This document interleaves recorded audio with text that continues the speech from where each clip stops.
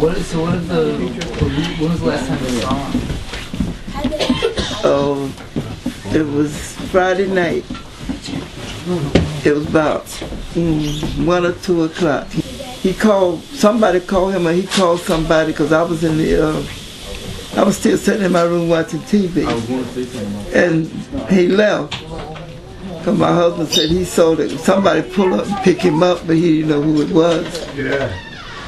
He saw somebody pick him up. And that's the last time I seen him. Because my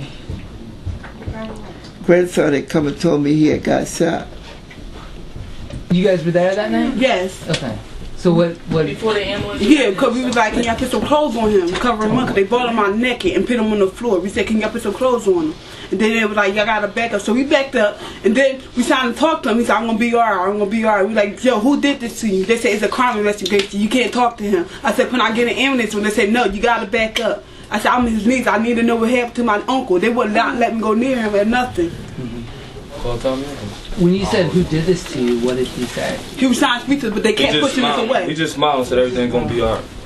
They kept pushing us away. They wouldn't let us go near him. That's all he said. He just smiled and said everything gonna be alright. They would not let us go near him. He seen me flipping out on the cops, and the cops acted like they was gonna arrest me because I was flipping out. So he just smiled at me, said, nephew, everything gonna be alright.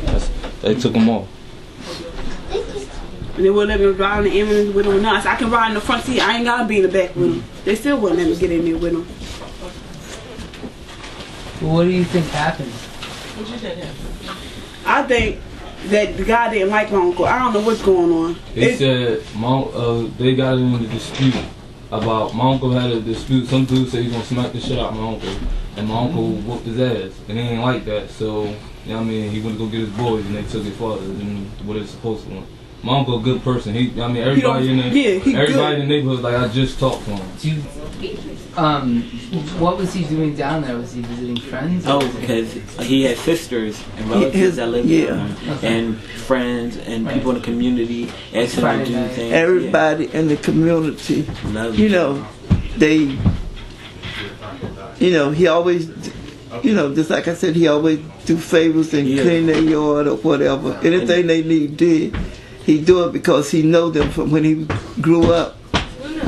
Yeah. And if you wasn't his family, he'll make you his family. Like he's a real kind person. Now according to court records, he did have drug convictions before. Yeah. Once he was convicted, and he did his time in Camp Hill. Yeah, but you have to understand that he learned his lesson. Like he was telling us, I don't do anything with drugs, but he was just telling people down there, stay off the corners, don't sell drugs, get a job. These jobs out here is real good. Stay in school. He always told me to stay in school, like always told me to do things for my grandpa.